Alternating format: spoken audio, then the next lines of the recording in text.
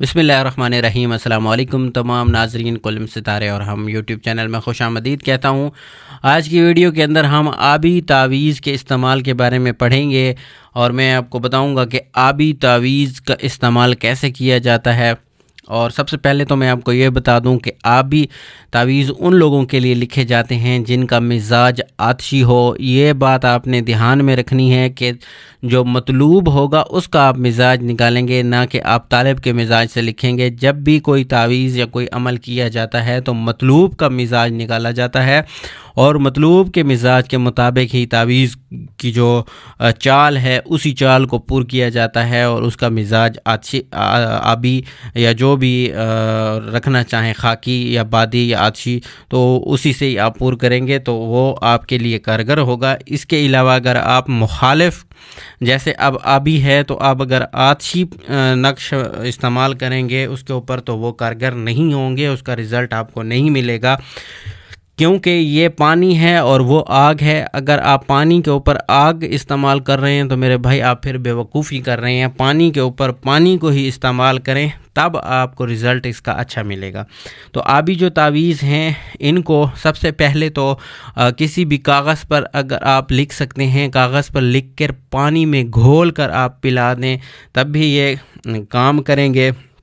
इसके अलावा चीनी की जो तश्तरी होती है उसके ऊपर भी आप लिख कर पिला सकते हैं और इसके साथ जो है किसी भी पानी के प्याले के ऊपर आप इसको लिख सकते हैं और उस पानी के प्याले से आप पानी पिलाएं मतलूब को, तब भी ये कारगर होंगे। और इसी के साथ साथ जो है जो आबी तावीज़ होते हैं इनको किसी भी दरिया के किनारे भी इनको दफन किया जा सकता है और दरिया में बहाया भी जा सकता है। आप चाहें तो इस तावीज़ को एक जो आटा होता है, आटा गूंद लें, एक इतना सा आप आटा ले लें जैसे रोटी के लिए बनाते हैं, उसके बीच में रखें और इसको पानी में बहा दें, वो भी कारगर है। या फिर आप एक बांस की पेन जितना एक टुकड़ा ले लें बांस का और उसके अंदर आप तावीज़ को डाल दें और फिर उसको आप किसी धागे से किसी चीज़ से बंद कर दें ताकि उसके अंदर पानी ना घुसे और सिर्फ़ उसको नमी मिलती रहे। और फिर वो आप लकड़ी, वो जो बांस होगा वो आप दरिया में बहा दें। उस तरीके से भी बहाए जाते हैं। इसके अलावा किसी भी दरिया के किनारे के ऊपर भी इनको दफन किया जा सकता है।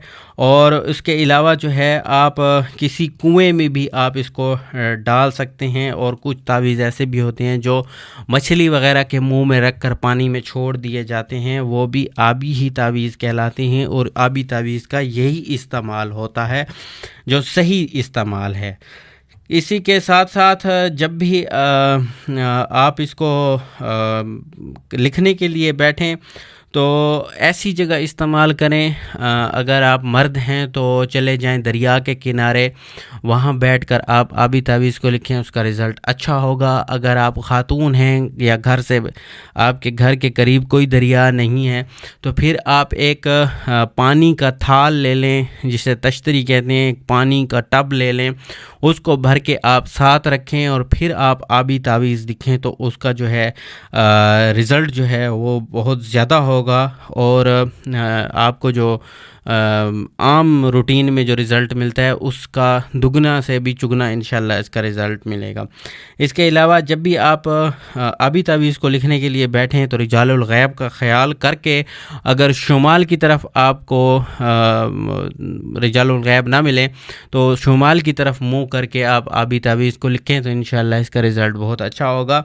तो ये था आज आबी तावीज़। बाकी भी जितने चारों अनासिर हैं उनके लिहाज से मैंने तावीज़ात की तकसीम बताई है कि किस किस तरह इस्तेमाल होते हैं। उम्मीद है आपको पसंद आए होंगे। अगर आप किसी वीडियोस की डिमांड करना चाहते हैं, किसी चीज़ की समझ नहीं आती तो आप कमेंट्स बॉक्स में मुझे बता दिया करें। मैं इंशाल्लाह कोशिश किया करूँगा कि नंबर से वीडियोस बनाता रहूँ और आपकी जो मसले मसाइल हैं वो हल करता रहूँ। फिर मिलेंगे नई वीडियो में। अब इजाज़त चाहूँगा। अल्लाह हाफ़िज़। दुआओं की दरख्वास्त।